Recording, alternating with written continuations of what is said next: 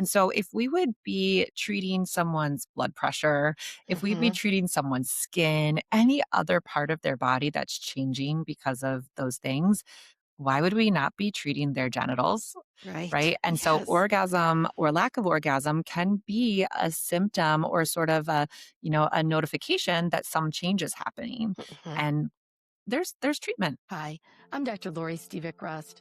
40 years of sitting with people through their hardest moments has taught me one thing: our power lives in our courage to be real. This is where we stop pretending and we find our way back to ourselves. I'm glad you're here. Now pull up a chair. This is Becoming Real. My guest today is Dr. Rachel Pope. She's a nationally recognized leader in female sexual medicine and reconstructive gynecological surgery. As the chief of the Female Sexual Health Division at University Hospitals Cleveland Medical Center and an associate professor of OBGYN, she bridges the gap between high level clinical research and patient centered advocacy. A menopause certified practitioner and NIH funded researcher, Dr. Pope specializes in sexual medicine, menopause care, and restorative surgery. Beyond the clinic, Dr. Pope is a prolific author, creator of Dr. Rachel, Sex Ed for Kids, and the founder of Our Womaninity, a platform dedicated to providing expert led health education for women at every stage of life. Her mission? To break the stigma surrounding women's sexual health and provide evidence based care that makes women feel seen, heard, and empowered. It is my distinct privilege to introduce Dr. Rachel Pope. Well, good morning. Thank you so Good much for being morning. here. Thank you for having me. It's such a pleasure. Thank you. I can't wait to get into the conversation because I know there are so many women out there eager to hear and probably haven't been talking about these things for a while with either their partners or their doctors. And so we have a lot of important things to talk about because we're talking about sex. So, Yeah. and sexual functioning. So, but before we get there, I know that in my practice, women come in with all kinds of issues. Hmm. And usually they center around, I'm going to say, three core areas. They're either talking about pelvic floor struggles.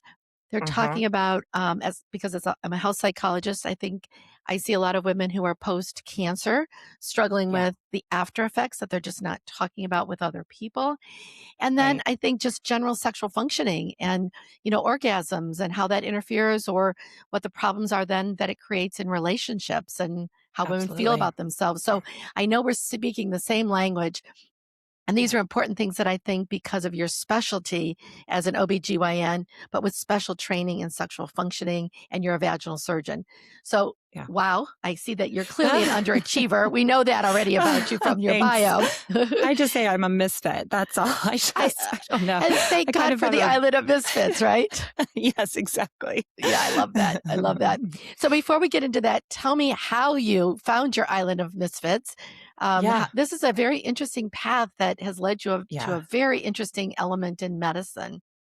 Thanks. Yeah. I mean, the way I describe it in general is that I follow my passion, I follow my heart, and I'm very intuitive. And so maybe I've made some decisions that weren't rational or didn't make sense if I were thinking about financial security or, long-term things. But I followed my goal of wanting to do what I was meant to do with my life and make sure that my work impacted as many people as possible. And it was really important for me to be helping specifically women. I feel like I've always been really oriented towards helping women and was first really interested in that because of obstetrics and childbirth. So I studied medical anthropology in college. I was drawn to that because of the cultures and, this area around health and culture. And there was a visiting professor, Dr. Robbie Davis Floyd, who talked about the culture of childbirth in America. And it blew my mind that we had our own sort of rituals around health care, that we had our own symbology. Like it just blew my mind to deconstruct our own culture.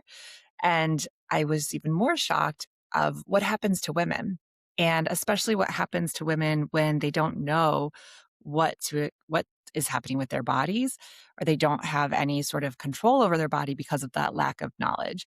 So that kind of ignited this fire in me that really has continued over all the different areas of my life and work, is that women need knowledge about their bodies and these life stages that they go through in order to be empowered.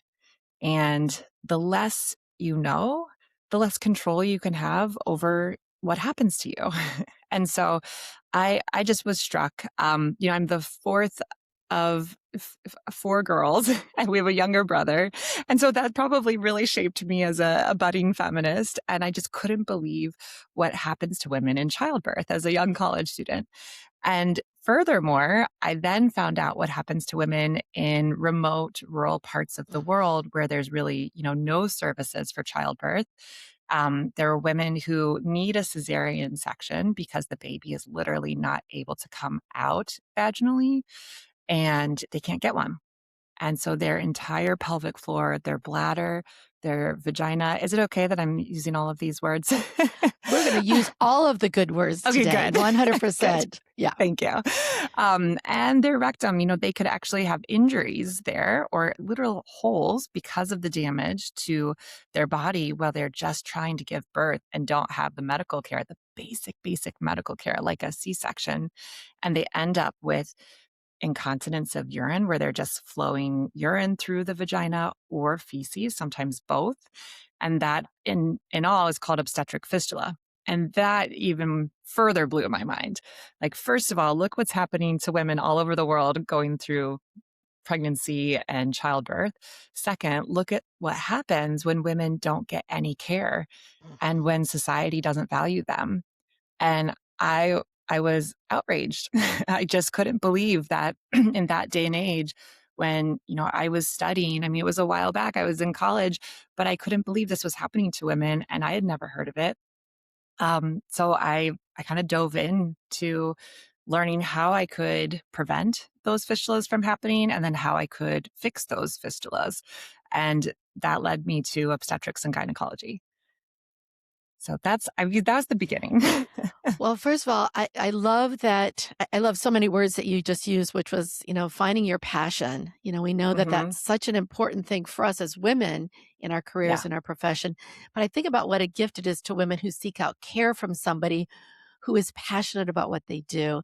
I'm not saying Mm, that, you know, not all GYNs are passionate and sure. mindful of what they're doing and the people that they're providing the care for, but oftentimes healthcare becomes sort of a 15-minute rubber stamp. And just as you're Hmm. talking, I think, oh my God, if I were struggling with these things, what a gift Yeah. it is to have somebody who's followed their passion, number one.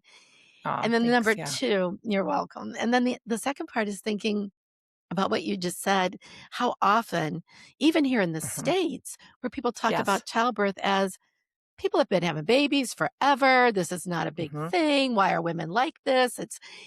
And we've almost bought that message like you're just having a baby, as Right. opposed to all of the complications, all of what Yeah. happens to our bodies, that we're just not giving service or honor to. This is a Exactly. very important but medical process of delivering a baby. Exactly. Yeah. And if we don't know the basics of our anatomy, then we really don't know what's happening during pregnancy and Mhm. delivery, especially delivery. And I think that it's changing. People are getting more information. And I don't expect everyone to get the same level of education as a midwife or a doctor, right? Like we go to school to get that detailed training. But really, women universally need more basic education about their bodies. 100%. And I would argue that their partners need to understand a woman's body as well, but that'll be a whole nother Yes. conversation that we can get Yes. to. Um, Yeah. I have many of your colleagues have described Mhm. you as phenomenal, an amazing Aw, surgeon, and somebody who thanks. does very complicated surgery. So let's talk a little bit Mhm. about you. After training, went Yeah. into global health, women's global Yeah. health, and actually obtained this skill set outside of the Mhm. states. Where it was Yeah, happening in exactly. real places. So talk a little bit about your backstory. What all converged to bring you here? Right. Okay. So if you've never heard of obstetric fistula, right, it's because it doesn't exist frequently in the US, and that's because of modern obstetrics. And I know there's so many problems with modern obstetrics, but a huge win for modern obstetrics is that we don't have to worry about obstetric fistula in this Oh, country. wonderful. Hmm. But as I started to learn about what happens with these women all over the world that were not getting basic obstetric care and developing fistulas, I was trying to figure out how do I get there? How do I get the skills not only to prevent them? I knew that's a lot of sort of public health, connecting people to the services. But then how do I get the surgical skills to repair the fistulas? And I found an American surgeon who was actually living in Malawi and doing fistula surgeries. And so I basically kind of followed his career trajectory, and I did a rotation with him in my residency. And while I was there, he asked me what I was going to do with my life. And I said, well, I think I'm going to apply for urogynecology, which is a subspecialty to help women with prolapse, incontinence, and pelvic floor injuries. And he said, well, you could do that, but if you want to fix fistulas, you're still going to have to come back here and learn in Africa how to fix them. And he told me that he was starting a fellowship and it was going to be a 2-year program where I would be doing primarily obstetric fistula training, and he would teach me everything he knows. And I was like, all right, that's it. And again, that was sort of like, that's what I knew I wanted. I didn't think twice about whether that made sense. I was like, yep, this is what I want. Here's a door. I'm going to go through it. And so, and thankfully, my husband went through it with me. He is a family doctor, and his expertise is in public health and preventive medicine. Oh, And so he started working on specializing in HIV, tuberculosis in terms of the family structure and a chronic illnesses that go along with those things. And so the two of us moved to Malawi. I started my fellowship program, and I was thrown in into the deep end, literally. So the first year I was in the major government hospital in Lilongwe, Malawi, and seeing the most complex obstetric emergencies that I had ever seen. To give you some context, the uterus can rupture or actually literally open up during delivery. And in my 4 years of residency in a very busy, high volume hospital in Cleveland, Ohio, I had seen that twice. And when I moved to Lilongwe and was working in that government hospital, I saw a uterine rupture once a week. oh my So gosh. once a week, I was in the operating room trying to salvage a uterus, trying to save a baby, trying to save the woman, trying to get blood. These were just complex abdominal, really trauma surgeries. Um, and then if the bladder is involved, I was learning how to reconstruct that bladder because those injuries are just as complex abdominally when there's a uterine rupture. And sometimes it involves the ureter, it's connecting the bladder to the kidney. So I learned how to reconstruct or fix ureters. Most OBGYNs don't do that unless they're subspecializing. But typically we call in a urologist to help us with that. But guess what? There was no urologist in the whole country. So that was my first year. And then I spent once a week at the Fistula Hospital, which was run by Freedom from Fistula. And it's an entire charity hospital, free services, free board, where they bring in women who have experienced an obstetric fistula and now need the surgery to have it repaired. And I trained with the surgeons that were working there. And then my second year of fellowship, I was there every day. And so 4 days a week, I was fixing fistulas. We would usually do 4 to 6 cases a day. And on, Friday, we would round, see our new patients, schedule for the next week. And I mean, we did 400 cases a year. Oh my So gosh. when I finished that fellowship after the 2 years, a spot opened up and they asked, would I stay on as head surgeon? I was like, oh my God, I just finished my training. I can't be the head surgeon. And they're like, but actually you know how to fix 90% of these complex fistulas that are walking through the door. And so I stayed on for 2 more years as the head surgeon there, and then helped to run the fellowship for global women's health that I had just completed. And my husband stayed on. And so we were there for 4 years total, doing just the most broad spectrum complex surgeries. And sometimes what would walk through the door was a young woman who had a congenital anomaly that had never been formally diagnosed, that we would never see in the US at that age because she would have had surgery as a child, maybe, or, years before. And so she would have complex anomalies of her uterus or maybe no uterus. Some women didn't have a vagina, right? Women can be born without a vagina or a blind vagina. And I started to have to learn how to reconstruct these patients' anatomy. And because of the sort of traumatic surgeries that I had been through, learning how to rebuild what had been broken, I was then able to kind of translate those skills along with a lot of great, trainers of how to build and how to construct something, from where there was no anatomy to begin with. And so that sort of high volume complexity, I think, is what has given me my surgical skills today. But it's really hard to label. I wish I could tell people that, I'm like a lot of people, I feel like they could say I'm a urogynecologist, I'm a minimally invasive gynecologist, or we know what that means. Mhm. I just do really complex vaginal surgeries. And if I can't do it, I'll find someone who can, but most of the time I can figure it out.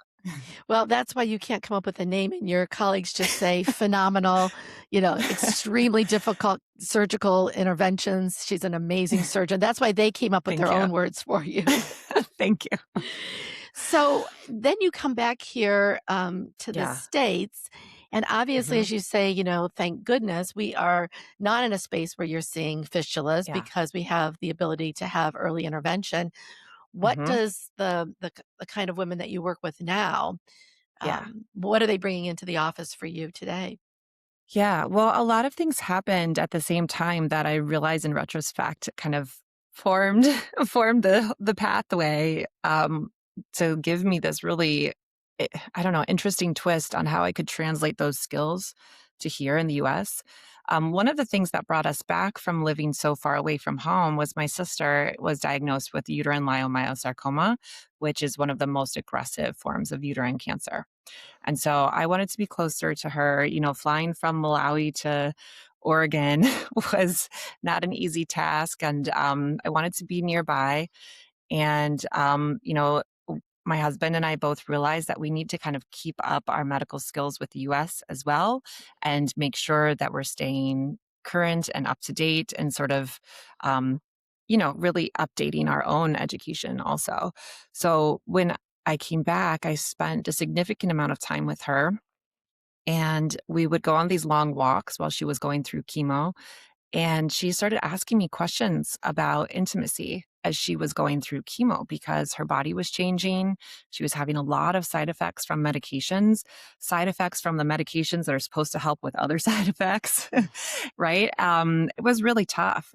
wow. And the questions she was asking me were very simple. And yet I really didn't have the answers for her. And I would think back to my training, I wasn't a cancer gynecologist or oncologist, when I was in Africa, but I did get oncology training throughout my residency. And those months in oncology are the most harrowing. You are Mhm, doing what you can to get your patient to survive. mhm, You're doing the surgery, you're helping them through chemo. I mean, they're rough rotations, but we never have the opportunity as residents to spend time with those patients when they've survived and they're trying to get their life back to a high quality state. And so I really didn't know where to begin. So I had reached out to a colleague that I knew she's actually a psychologist, and she focused on sexual health or sexuality for cancer survivors. And I reached out to her, and she started just giving me resources and pointing me in different directions and showing me like where I could go to get this information.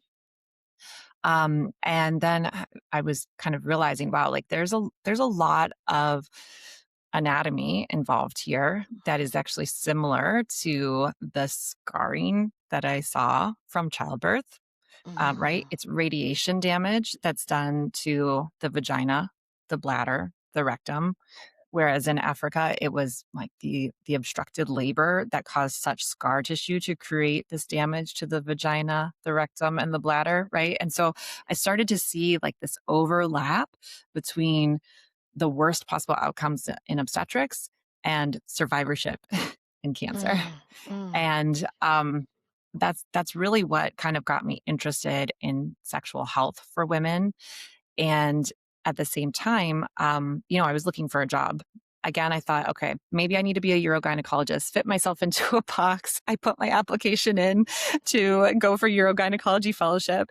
And one of my mentors who was on the, interview committee saw my application. He called me. He's like, what are you doing?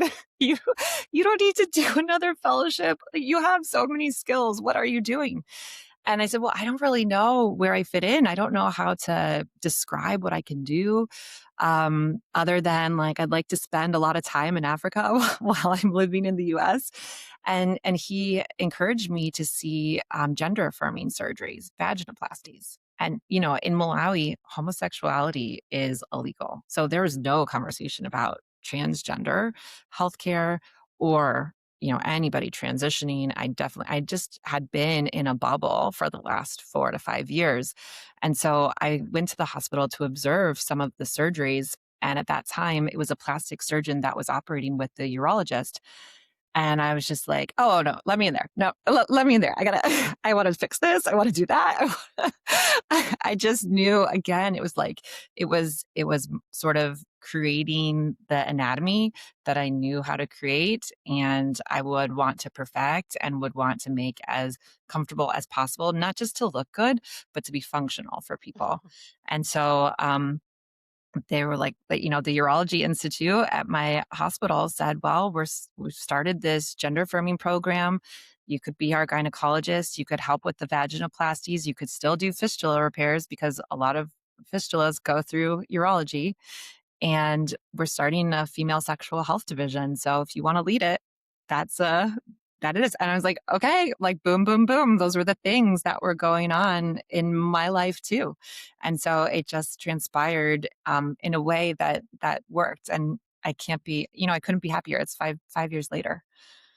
Wow, what a story and what a um, again, I think when we talk about our own backstories and we look at the trajectory of how we landed where we do, there's oftentimes this something's pulling, something seems missing, something Yeah. feels like I have a skill set that I need to apply someplace. But I Hmm. also think that there's your sister's story is what sounds Yeah. like really precipitated this to say, you know, I got to be able to answer questions for my own family in a way that's Hmm. important. And Yeah. it's interesting when you say there are people who are in healthcare. It's like we fix the problem, and then there's a Hmm. handoff to the aftercare. Yeah. And the 2 never really seem to have a good conversation. I think that's part of the Mm-mm. problem in healthcare, particularly here in the States, is we do tend to be very siloed, partially because I think we have specialties, but also Yeah. because we don't wanna look beyond where we are, which leaves particularly women, I think, in a very, tough Yeah. spot. When you talk about, um, cancers for women, by the time a woman lands in my office as a psychologist, the feeling is I have to just be, these are her Yeah. words, grateful that I'm Yes. alive, I've heard grateful that. that been Hmm. able to move forward. How could I then be talking about, but I can't have an orgasm or sex is painful? Yeah. Like that is the window dressing. I'm Yeah. alive. And at the same time, feeling like, but I want this to be different, but Yeah. who can I even talk to about that? So you're Hmm. nodding because it sounds like you have heard this the same way that I have in Totally. my own office. Yeah. So let's talk maybe a little bit about that. Yeah. So many women tell me that, well, first of all, their surgeons may not have asked them anything Mhm. about it, or they may have asked them in a very superficial way. I had one patient tell me, her surgeon, who is a man, asked her every year, "Are you having any issues with intimacy?" And she said she was, but she Mhm. would just say no. And she said she could visibly see like the relief on his face when she Right. would say no. Right. Yes. And I think part of it is because people don't know what to offer.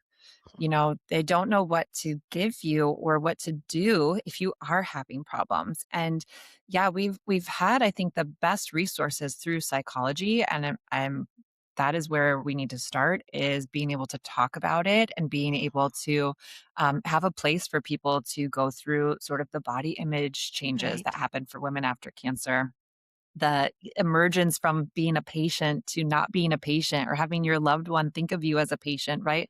There are all of these different elements that I think are truly psychological.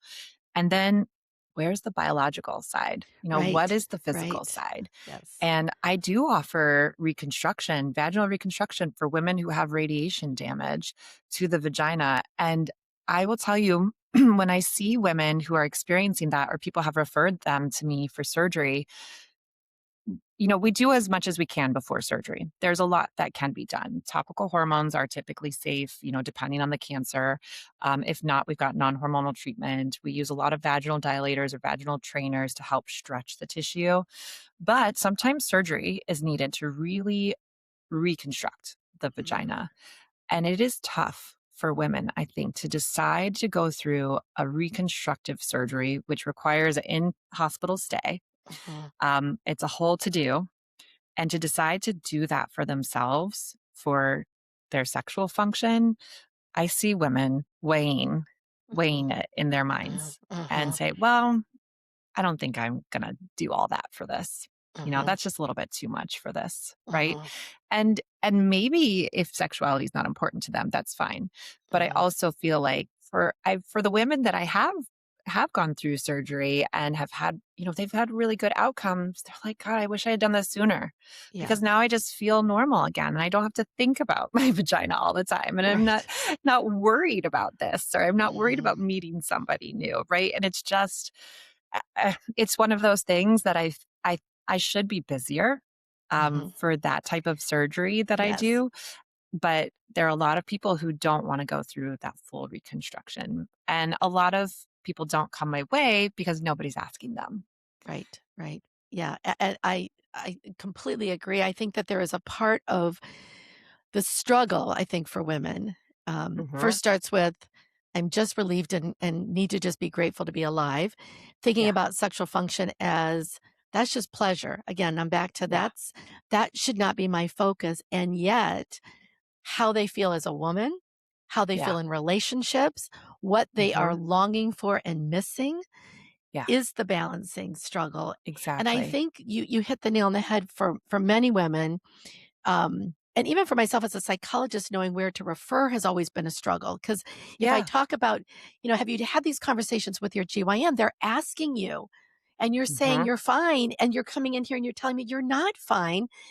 But Yeah. I think they do take the lead from what they're feeling and the way that the questions are happening in an office. And to your Yes. point, if it's a GYN who says, "Gosh, please say yes, you're fine, you're fine, you're Right. fine," because if you tell me you have a problem, what do I have in my toolkit What to do I give do? you? Mhm. Yeah.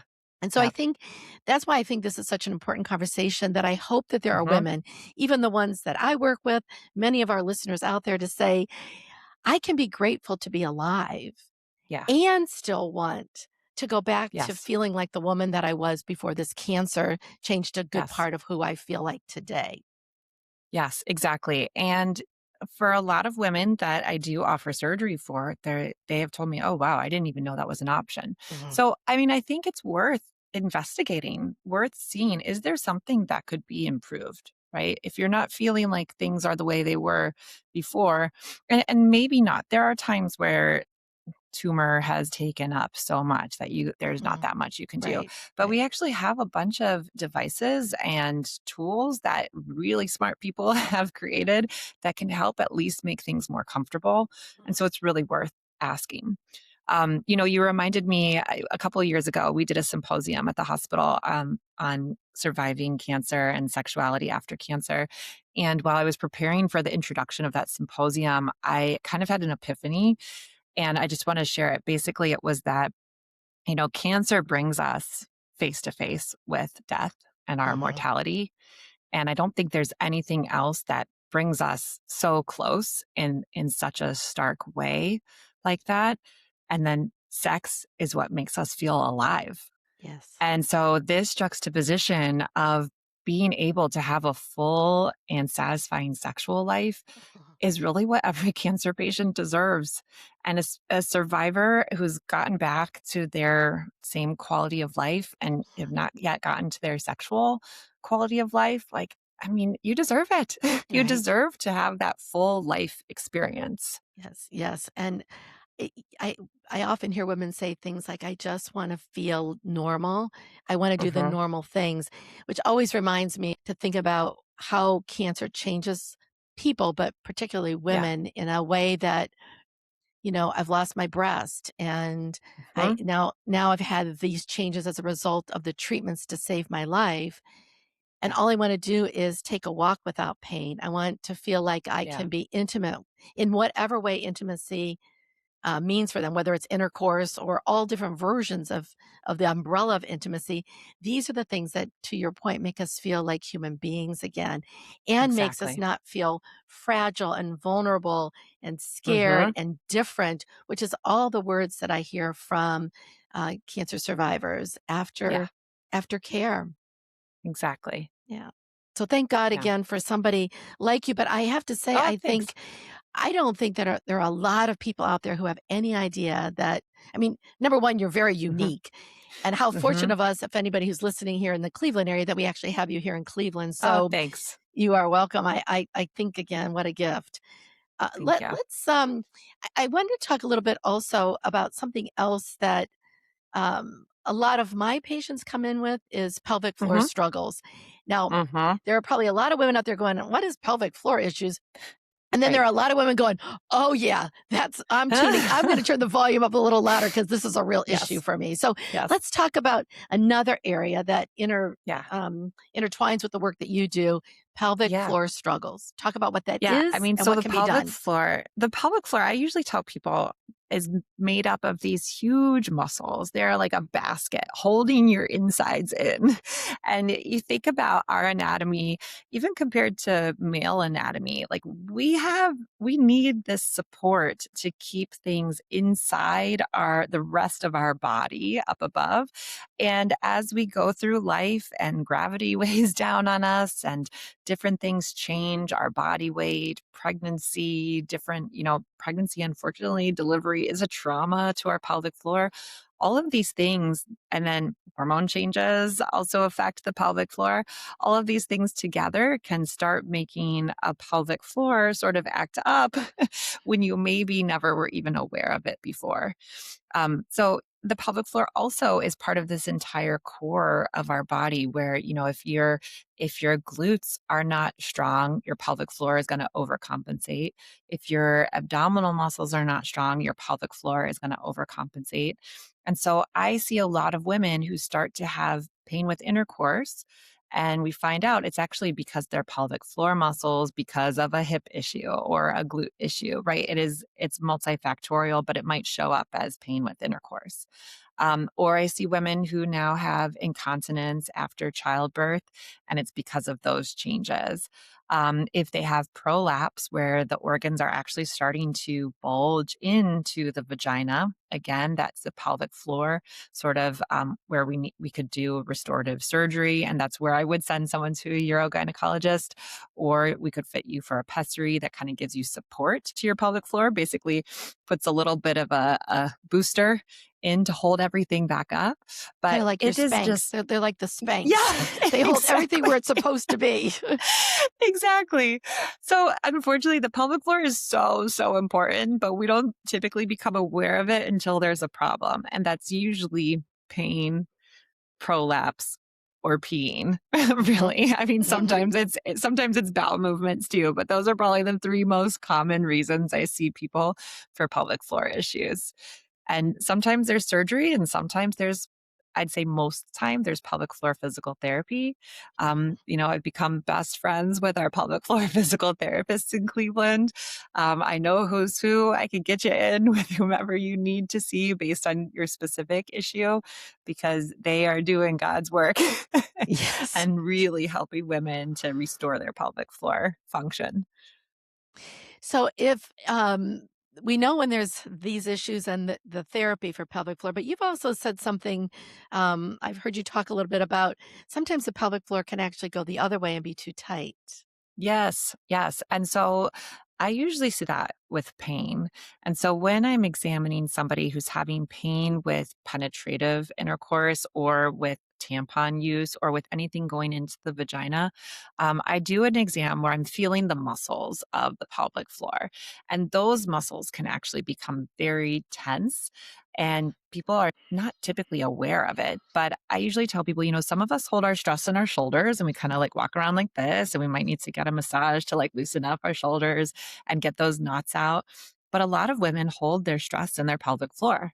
And especially if you've had another reason for pain in your pelvis, like if you've had urinary tract infections, if you have endometriosis, you are holding a lot of tension in your pelvic floor just to brace yourself for that pain. And so we get trigger points in those muscles just like we do in other large muscles. And so that tension unfortunately causes this buildup of lactic acid. I usually tell my patients, when you think of bodybuilders, when they're building muscle, they say, feel the burn. That's the lactic acid building up. The same thing happens in these large muscles in our pelvic floor, and it causes burning. And so when I have a patient with pain at the entrance of her vagina or inside, I feel her muscles and I feel for tension and I feel for the nerves that can actually become compressed because those pelvic floor muscles are so tense. We've got medications, we have trigger point injections. We can use Botox in the pelvic floor to help those muscles relax. But then long term, pelvic floor physical therapy helps women to sort of educate themselves on how to prevent those muscles from retensing up and to do sort of, the work to prevent the knot or the trigger point from reforming. So it's a really interesting thing and something that I think we're lucky to not have to think about, and we don't realize how important it is until we have an issue. We have an issue, right? And thinking about your point before about needing to know our anatomy and understanding our Yes. own body and what's happening, how many times women would say, I have pain with intercourse, Mhm. therefore I don't want intercourse, I'm not good at intercourse, Mhm. so we're just not going to attempt intercourse, which of course then creates all Yes. kinds of issues because Lifelong. a pelvic floor Mhm. issue is not necessarily what women are thinking about when they're thinking about difficulty with intercourse. Um, Exactly. so, you and I had a conversation before about sexual health and Mhm. sexual dysfunction and sexual struggles. Yeah. Uh, Back many years ago, way, way, way too many years ago, when I was working in Detroit and we worked in a sexual functioning clinic for many issues, both for men and for women.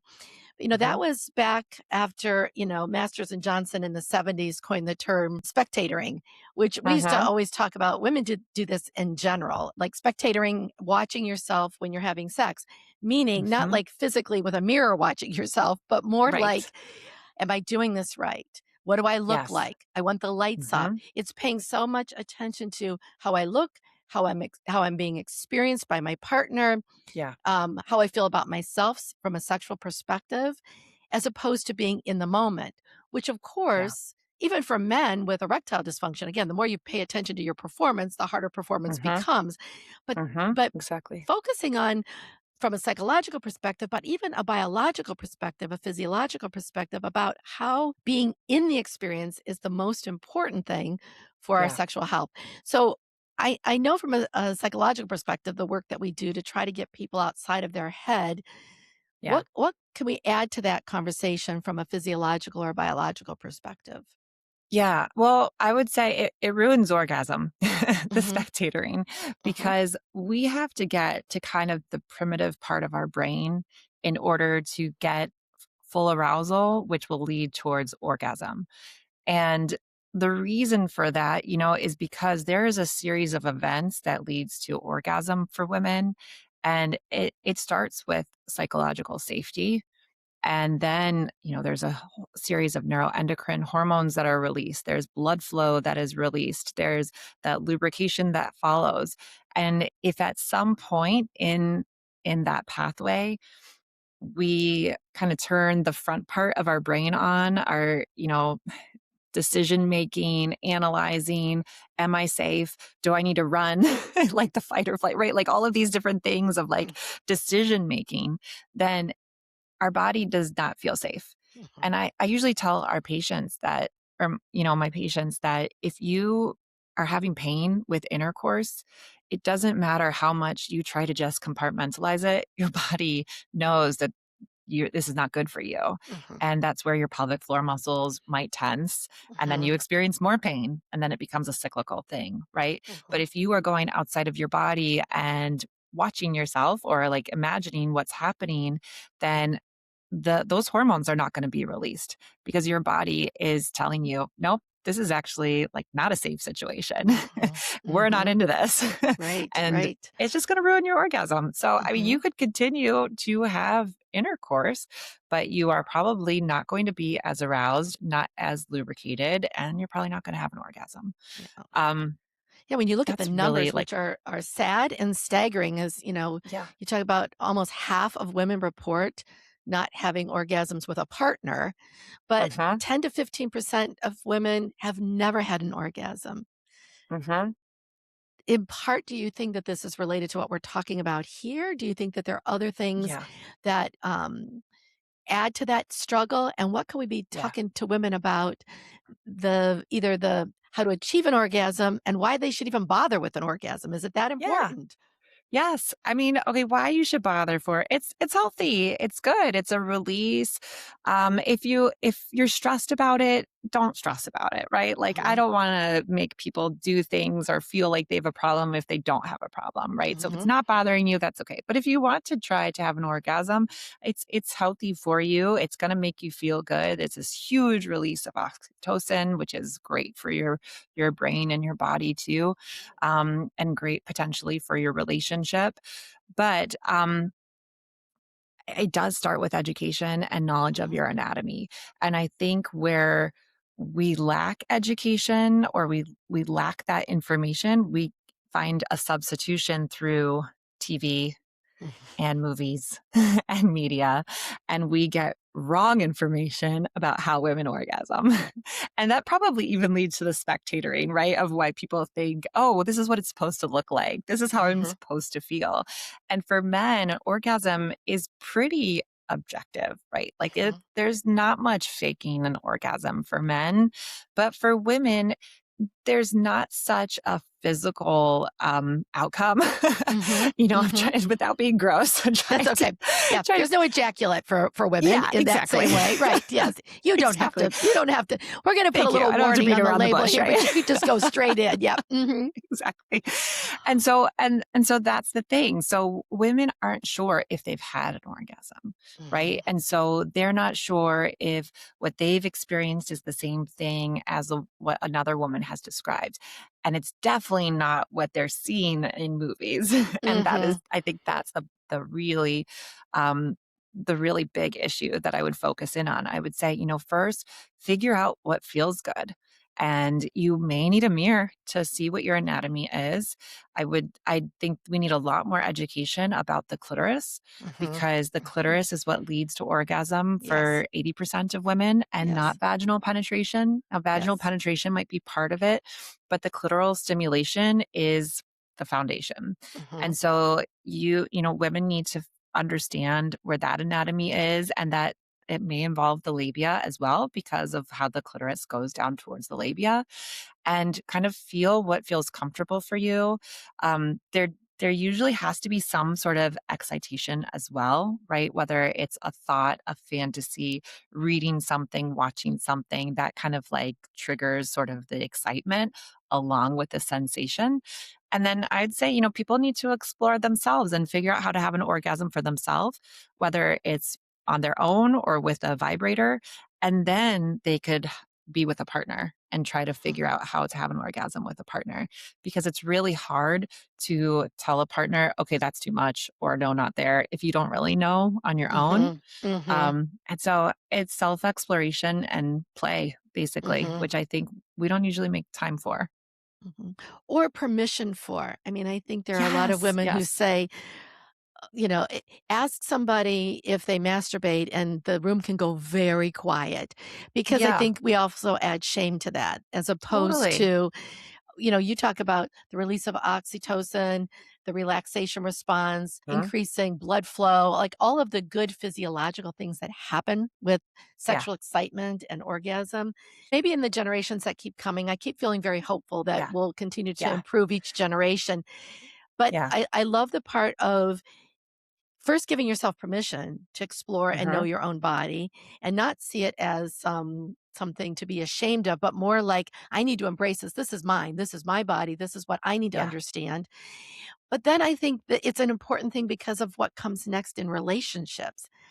The totally. the struggle that happens between partners who are saying, "No, not like that," or, "Well, then what is it that you want?" And you can just see, and I see this Mhm. with my couples, the frustration Yeah, we're, getting bigger and bigger because we take it yeah, on as that I'm not any good at sex, or I can't right, help you get an orgasm, or I don't right. really want it. I only want it by myself. It creates so Mhm. much psychological tension that doesn't have to exist Exactly. in a relationship.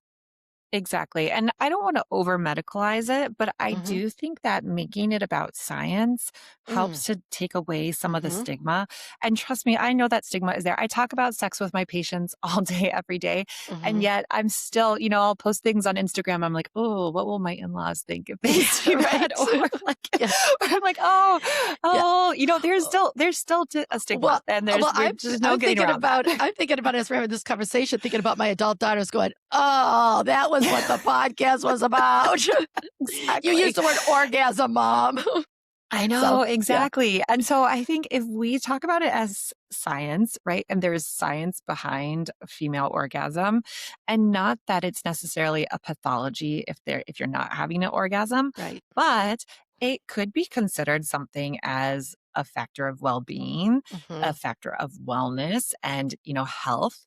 We're talking about we can talk about patients going through cancer or menopause when we're looking through changes of a person's body. There are changes that are happening to the Mhm. genitals, and that's going to affect orgasm. And so if we would be treating someone's blood pressure, if we'd be Mhm. treating someone's skin, any other part of their body that's changing because of those things, why would we not be treating their genitals? Right. Right. And so Yes. orgasm or lack of orgasm can be a symptom or sort of a notification that some change is happening. Mhm. And there's treatment. So Mhm. I feel like that is where we can try to normalize things, even for Mhm. this generation now that is still highly stigmatized, is Yes. that, there's medications, there's treatment, and there's science behind Mhm. orgasm. So Mhm. we should be helping people, optimize it. Yeah, and again, I think it all comes back to what we started with, which is it's a choice. So for women who Yeah. say, "You know what? That's not the nature of my relationship. It's never been important to me and I Yeah. don't miss it." Then this conversation is really not for them. It's for the Right. women who are saying, "I miss it. I Yeah. don't feel like myself. If I feel Mhm. like it's causing struggles in the relationship," because we interpret intimacy and Yeah. sexual activity in different ways in our relationships and what that means and Absolutely. all of that stuff. So, Yeah. um, I you do wanna hinted. normalize it too, sorry, because I No, know we've please. talked so much about, like, cancer, Mhm, but, I take care of a lot of women who are going through perimenopause and menopause, and some of them are coming in specifically for sexual function issues, but a lot of them are just coming in for hormone therapy mhm, or non-hormonal therapy because of menopause, just knowing that that's an area of my expertise, and mhm, so I will ask them about orgasm, and by and large, most of my patients are having a hard time reaching orgasm the way they were before menopause. It may not be that they're not orgasming, but it's taking longer. It's mhm, not as strong. mhm, And sometimes they're just not spending the time to do it. And so I do mhm, really want to normalize that if you're having issues with orgasm after menopause or during menopause, it is very, very common. And we've got some really basic treatments that tend to make things better. So, mhm. you don't have to be a cancer survivor to Right, get help. right. Yeah. Yeah, I thank you for adding that piece in there because I think you hinted at hormones, and that's where I really wanted to go next is that I Oh, know, sure. hormones are an important part of so many things, and I'm in the midst of this four-part series with a lot of your colleagues talking about perimenopause and menopause and hormones and how it affects our mental health, how it Yeah. affects how we show up in relationships, and Hmm. and certainly sexual functioning. So this is an Yeah. opportunity, I think, for us to talk a little bit about how hormone shifts and changes do absolutely affect sex drive, sexual performance, Yeah. and why it's an indicator just like hot flashes are an indicator or poor Yeah. sleep are an indicator. So let's talk a little bit about Hmm. that.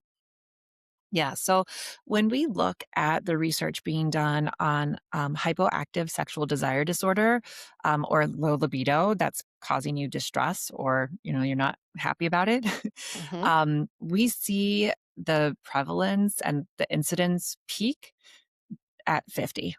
So Mm-hmm. basically it's going up, up, up in our 40s. And then at 50, it starts, it coincides with menopause. And I think that, we know that we have estrogen receptors from head to toe. We know that our body changes from head to toe through menopause. And so sexual function follows that pattern. And the first thing that I tend to see patients for is vaginal dryness or pain with intercourse that starts to show up first. And that's because of the lack of estrogen in the vagina and the lack of testosterone at the entrance of the vagina. Now, I'm saying that that shows up first, but actually, there's lots of other things that probably come before that. But that's what's bringing people into my office because they're like, all right, something really has changed here. Hmm. But before that, I do think that a lot of people start to lose their drive even before they start to have pain. And that's probably because of the decrease of testosterone, although that's happening slower than the decrease of estrogen. That does affect our drive. We know testosterone is sort of behind libido. And then with the other changes that are happening during perimenopause, where we're having these wild fluctuations of estrogen and progesterone, then we're not sleeping well. We're having hot flashes and night sweats. We may have worsened anxiety or depression. We just don't feel great. And as a psychologist, when people are not feeling good about themselves, they usually are not having a healthy sex drive, right? Hmm. And so I think that usually predates it, but maybe they're seeing you and not seeing me for those things, Hmm. and Hmm. they're coming in to talk to me about it when I'm asking them. But then when they start to have pain with intercourse on Yeah. top of it, because they already weren't feeling interested, then Hmm. they decided to do it anyway, maybe for their partner's sake, and then they're having pain, and they're like, "What the hell? Like Hmm. this is not gonna work." Right. Um, that is sort of the natural progression. Hmm. um, I think that there's a lot more that we have to understand about this time for menopause and sexual function. I think there's a much larger role of testosterone than we really even understand. But I think it affects orgasm, it affects desire, it affects the anatomy. And so Hmm. all all of those three hormones that are produced by the ovaries, which are then under assault during perimenopause, Yeah. I think, results in that multitude of outcomes. Yeah, I really think that menopause is just not for the weak of heart. It's I feel like not. I'm gonna be in it for the rest of my life. My 105-year-old grandmother, who never had a hot flash or a symptom ever in her life, would say to Yeah. me, "How long is this gonna last for you?" I'm like, "Girl, I hope not much longer." And then I Oh hear, my "Could be the gosh. rest of my life." So, Yes. thinking about I think this whole conversation around testosterone is so fascinating because Mhm. most women, when they think about hormone replacement therapy, they think about estrogen and progesterone, right? Or Right. those are the conversations they've been having. I don't really, again, at least in my narrow scope, haven't really heard a lot of people talking about testosterone for women. Mhm. Is this kind of a Mhm. new Yeah, thing that we so need to be paying attention to or new I research that's think happening? so. I think so because I see it helping my patients. I see it helping them with orgasm when it's applied in a compounded version that's meant for the genitals to the Mhm. clitoris and in combination with estrogen. I see it helping that entrance of the vagina, the vestibule. And when people are using it systemically, I see it helping drive. Mhm. Um, the problem is it's off label for women in the US. It hasn't been FDA approved yet. And there's not a product that I could prescribe for a woman that's FDA approved. So when I'm prescribing testosterone for women, even though we've got tons of research that shows that it's safe and it's effective for women, I have to give them the man's prescription, which their pharmacy is going to say, hey, your insurance isn't going to cover this. And then they have to pay out of pocket for it. Or I have to prescribe the compounded versions to use vaginally and or on the clitoris, and that's out of pocket too. So it sucks. It doesn't make So, sense so to that be yeah. clear, we know that it's safe and effective, but we're Mhm. going to not give it to women, but we will inject it in men on a Yes. regular basis Yes. just because we can. Just because we can. Oh, and now to everybody in the military, they're gonna be Yes. screened. Yes. Every man is gonna be screened for low Yes. testosterone so he can get some just in case he didn't realize he needed it. Yes, But exactly. for women, Who no. absolutely need it, the Yeah, disparity in care for women, using yeah, male model of care and the go-to for prescribing percentages of medications and the dosages, and yeah, it'll just apply to a woman.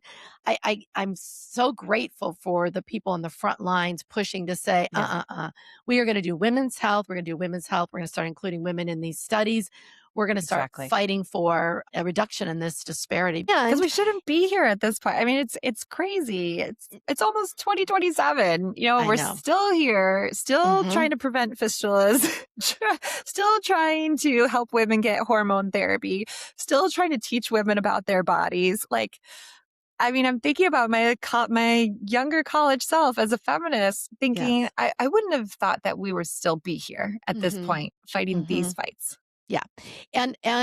Where I find a little hope is that there are more male feminists that are coming Yes. into their own, Yes. because I come back to that part of the advocacy Hmm. story, which is, you Hmm. know, when you talk about low drive and the couples Yeah. that show up in my office, it's very easy in the absence of a medical diagnosis, physiological understanding, to draw a different conclusion. Like, she's not Totally. interested in sex anymore with me. I think she's less interested in me. And then, of Right. course, when we come from that as our baseline assessment, then it becomes, well, you are busy all the time and you're never home. And I need, so we can find a lot of Mhm. legitimate struggles in a relationship, but it often starts at that core of, why are we not connected? Why do you not want to be Yeah. intimate with me, Yeah. without understanding this whole backstory? So I continue to think, I want the men in the Mhm. exam rooms with you when you ask the Mhm. question and when a woman starts to talk about it, and when you start describing, here's what happens at the entrance of the vagina, here's what's struggling here, here's what we need to be Yeah. focusing on, so they too have a better Yeah. understanding about women's anatomy and transitions throughout our lifetime hormonally. That's so true. And I do have some men that come in with their partners. Not that many, but I do Mhm. have some. And it's really nice when they show up, but it's really Mhm. nice that they could be part of the conversation. I think that's so necessary for Oh, people yeah. to know because I'm not sure what happens when my patients go home to talk to Mhm. their partners about Mhm. their appointment or if they do talk to them. A lot of patients who say, I can't even bring this up with him. Or I Mhm. have a lot of patients who say, oh, he's so old school. We can't use a Mhm. vibrator. Or he's so Mhm. old school. He doesn't understand that. And I'm like, what? What? Yeah. Yeah. Again, like it's 2026. What is what Yes. I And, don't and I in don't order understand that. And But in order to I'm break sure the you see it. old school thinking, now we could get into that this is about what is a man. And this is why we're, Yes. testing all of our military and we're injecting them with testosterone, because this Yeah. whole fake Yes. facade of what being a man is about. But it Yeah. men hear the messages, and what the generations have fed them throughout time has done such a great Hmm. disservice to women, that it feels like, Yeah. I'll just fake the orgasm, I'll concede to the Just get sex, through I'll it. get it over with, which of course is a choice, but Hmm. the dissatisfaction then that comes from then a relationship that feels very disconnected, because you're Right. not having these open conversations with each other. So it's a whole Right. cycle. I know. I know. Yeah, and I'm sure you see the patients who split up over it, right? Oh Like yeah. I mean, I'm sure there's lots of other issues too, but I have a lot of patients who for menopause that's just the beginning of the Mm-hmm. end of their relationship. Mm-hmm. And maybe there's other life circumstances, but the intimacy and the struggles where the partners just don't understand each other, are not communicating with each Mm-hmm. other, it's just too much for the relationship. 100%. And I think, when you talk about menopause, you position it in a timeline of where we are in our life during Yeah. menopause. Mhm. There's caregiver needs. I do a lot of work with Yes. caregivers. There's all of Yes. these other stressors that tag on, that if we don't understand as women the Mhm. transition of what's happening to the hormones in our body, not just it's a hot flash, it's menopause. We make the jokes, we say to our partner, put the fan on, open the window, but understanding that's the surface level. what's Right. happening deeper than that? I mean, just listening to you describe that, we should be doing Menopause 101 for both men and Yeah. women. If you Yeah. truly want We to stay should. connected, I got to understand what's happening to you. Mhm. So, and I have to, Absolutely. just as a quick aside, conditions for men receive a Mhm. whole different spectrum of education. My husband Mhm. just went through prostate cancer. Oh, And the I'm sorry. amount, thank you. And he's doing fabulous right now. But, Good. it was the Good. radiation, it was the hormone therapies, Yeah. it was the whole gamut. And Mhm. we sat in the office together as Mhm. the doctors were talking about sex drive, what happens when the hormones are replaced for him, what will happen with erections, what we can be doing. Yeah. There was a whole conversation for And both and of so us, matter of fact, no and like, so "Oh, can we matter of talk about fact. orgasm?" No, they talked about ejaculate. They talked about the absence of ejaculate. They've talked about Yes. what he'll experience.